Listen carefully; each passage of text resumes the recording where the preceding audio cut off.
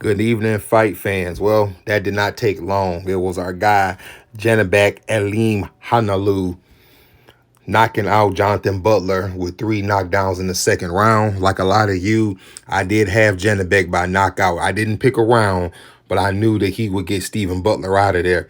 Let's just, I don't really have any, I usually do my pros and cons as far as Stephen Butler. The pros would be that he was man enough to get in the ring with a power puncher like Janibek.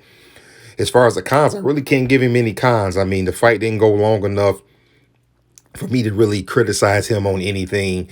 He was just best by the better man. As for Janibek, the pros would be the first round seemed like more of a fill-out round, but then he took his corner's advice and he cut the distance in the second round, and that's when all the trouble for Stephen Butler started. It started with Janibek landing that uppercut, and you knew the fight was almost over not too far from there, because usually when you see a guy catch an uppercut and his head snaps all the way back, I remember something George Foreman said when Roy Jones knocked out Montel Griffin in the second fight, when Roy did hit him with that leaping uppercut, left hook slash uppercut, and his head snapped back real hard. I remember Foreman saying that guys just usually do not recover from those type of shots. When I saw Stephen Butler's head literally snap all the way back, you knew it wouldn't be long. He was hurt. He was dazed from that. But I will give him credit. He got up 2 more times in order to be knocked down 3 times. So that, I guess that is another a pro that I didn't give Steven that I could. He's very tough. I mean, some guys will not get up that many times, but he did.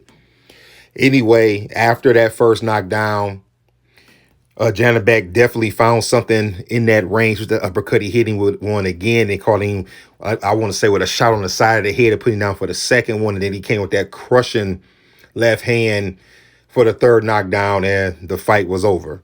Pretty much, fight fans, that was it for that fight. It was pretty much what we expected. We knew that that fight was not going to go the distance.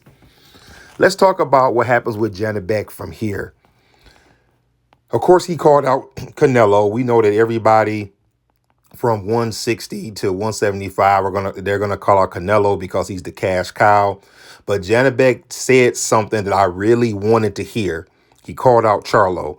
He said he wanted all the champions, but he specifically mentioned Charlo and Golovkin. I don't see him fighting Golovkin, but I don't see why he can't fight Charlo. That would be a good middleweight fight.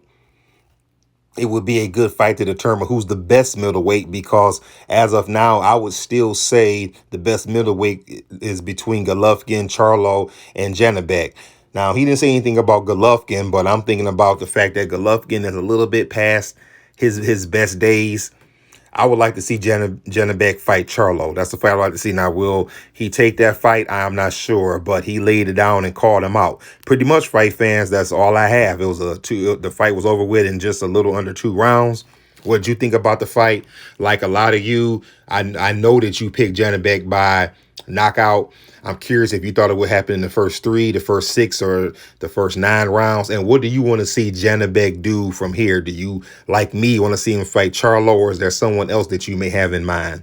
If you haven't already, like, comment, subscribe, hit the notification bell so we can keep talking boxing. Other than that, that's all I got. I'll let y'all later.